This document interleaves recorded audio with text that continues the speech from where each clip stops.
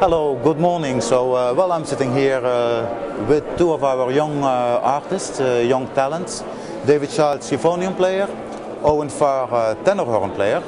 And both of these young people are here to support actually our sales team and with the artistic part of it, and also a technical background about all these instruments. And both of them, they worked with the Besson company as our official tester. So, David, to start with you, so your work as a tester on the euphonium, who started quite recently with us. So, what are you doing on a daily basis with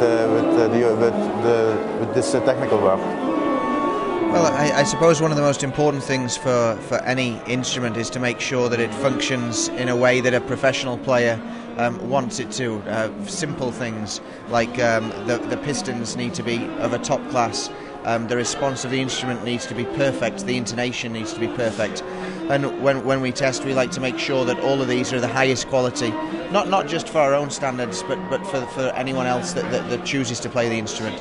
So that's a big part of what I do. And on a daily basis, of course, I'm playing all the time. It's what I do. I'm very lucky with the job that I have, that I'm able to do something I love, which is make music and play the euphonium. Now, if you're talking about our instruments, of course, you're talking about very traditional type instruments. As a tester, are there still challenges? How far do you believe we can go? Is there still an evolution possible in very traditional type instruments? Yeah, I think so. But when you mention tradition, I think the big thing with Besson instruments from tradition point of view is the quality of sound of the instrument. So, and David mentioned in testing that the first thing we have to ensure all the time is that the tone of the instruments is absolutely perfect. And for me, I believe that Besson have always produced the best tone. But of course, moving forward with all the developments we do, the most important thing, first thing, is the tone and intonation is the foremost important thing that we do. So we've already established that, and with all the different things that we do to improve the instrument, the tone is always the most important. Yeah, I mean, as a player and a teacher, in fact, players can practice all the hours in the day. They can make their fingers go very fast. They can learn how to play high and how to play low. But unless you make a good sound, nobody wants to listen to you. And the one thing that you have with a Besson euphonium, and I imagine a tenor horn, is this tradition, this warmth of sound that people have tried to copy, but no one has. It's very unique, it's very special, and I think it's why the best players come to the brand. I believe that perhaps one of the most interesting things of having people like you with us here at the trade show is that time to time it helps much more just to play some notes than give a lot of technical information about the instrument, isn't it? Well, music speaks 1,000 words. You know, you can talk to someone about the bore size, about all the technical aspects of the instrument, but really, if you just pick up the instrument and play a few notes, it becomes very clear why you play the instrument and why it's the choice of so many. The sound is paramount. It's the number one thing. So, David, well, we are very happy that you're here with us now. If you're talking really about your artistic life, so as a euphonium player. Okay. So, what in the next, let's say, the next couple of weeks, next couple of months, what are the highlights that are the very important concerts coming on for you as a solo player? Yeah, well, one of the biggest things that I do is play with a Corey band. Yes. It's a very fine brass band, and of course the brass band is the home of the euphonium. So I have a lot on with Corey at the moment. We're preparing for the European Championships. But in addition, I go to New York next week to play at the Lincoln Center. Then I go...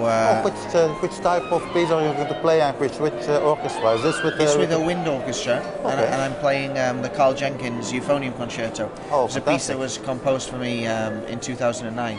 So it's a good fun piece. It's tricky, but it's nice. So I go to New York to do that, and then I go to Singapore next month to play at a brass festival with a guy who was an idol of mine from a young age, James Morrison. You know, the multi-instrumentalist. Yeah. So I'm playing with him out there. So that should be good fun. And there's various different things. But my life as a player is split between the brass band and my solo work, and I enjoy both in different ways, but they're both very important aspects for me. Thank you. And you, Owen, so well, for you you're playing the tenor horn, so now how is the tenor horn, how do you feel an evolution in the how people look at it as a solo instrument, because it's of course a traditional brass band instrument. Yeah. Now outside the brass band movement, do you see an evolution in the perception of this instrument? Yeah, I think it's growing all the time. You're right, it is a relatively new solo instrument, I believe, and Gordon Hinginbottom really was the first one that started all that off back, in the 70s. Yeah.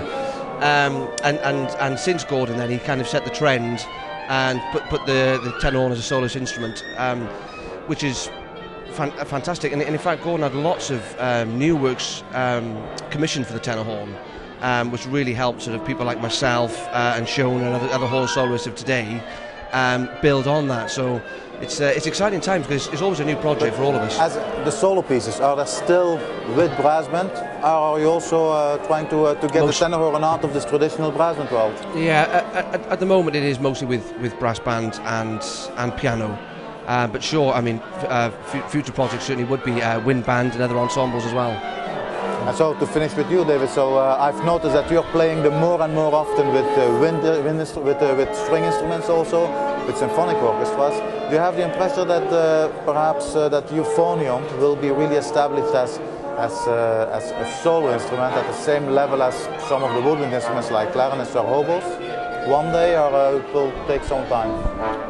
Well, I hope so, but of course it will take time. But you have to remember that before Evelyn Glennie, percussion was not a recognised solo instrument. Before Christian Lindberg, the trombone wasn't a recognised. James Galway, the flautist.